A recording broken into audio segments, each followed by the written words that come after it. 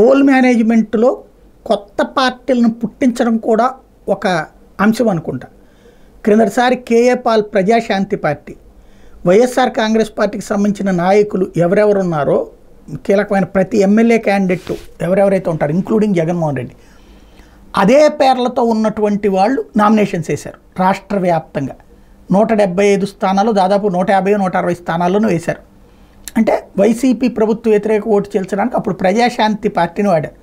అప్పుడు KA Paul చెప్పాడు కూడా కదా, నాకు ఇది తెలియదు, నేను ఎవరో బీఫారాలు ఎవరో కూడా నాకు తెలియదు, సంతకాలు పెట్టించుకున్నారని అప్పుడు ఆ విధంగా వాడారు. ఈ దఫా నవతరం పార్టీ ఇక్కడ ముందు పవన్ కళ్యాణ్కి చెక్ పెట్టేందుకు వాడారు.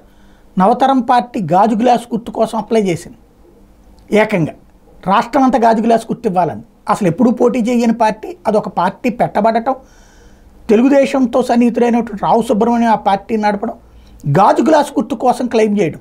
వాళ్ళు ఏం మాట్లాడారు అప్పుడు, ఎవరు ఫస్ట్ అయితే వాళ్ళకే గాజు గ్లాస్ గుర్తు రావాలి, అట్లా ఫస్ట్ మేము అప్లై చేసాం, కానీ ముందే గాజు గ్లాస్ గుర్తు కావాలని జనసేన అడిగింది, మాకంటే ముందు ఒక అరగంట ముందు వాళ్ళకి ఎట్లా వచ్చింది జనసేనకి గాజు గ్లాస్ గుర్తు అని ఆ రోజు నిలదీసింది నవతరం పార్టీ.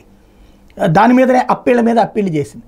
అదే నవతరం పార్టీ తర్వాత చూస్తే తెలుగుదేశం పార్టీ అధికార ప్రతినిధి వర్లరామయ్యతో కూర్చుని గాజు గ్లాసు గుర్తు మేము తీసుకున్నాం కరెక్టే, కానీ కూటమికి మద్దతు తెలుపుతున్నాం రాష్ట్ర ప్రయోజనాలు రీత్యా అని చెప్పింది. అసలు చూస్తే చంద్రబాబు గారికి పుట్టినరోజు దగ్గర నుంచి లోకేష్ యోగడం దాకా ప్రతిదానికి నవతరం పార్టీ తరపున అభినందనలతో ట్వీట్లు పోస్టులు పెట్టుకొచ్చింది పార్టీ. ఇప్పుడు ఆ పార్టీనే ఈ సంక్షేమ పథకాలు అడ్డుకుంది.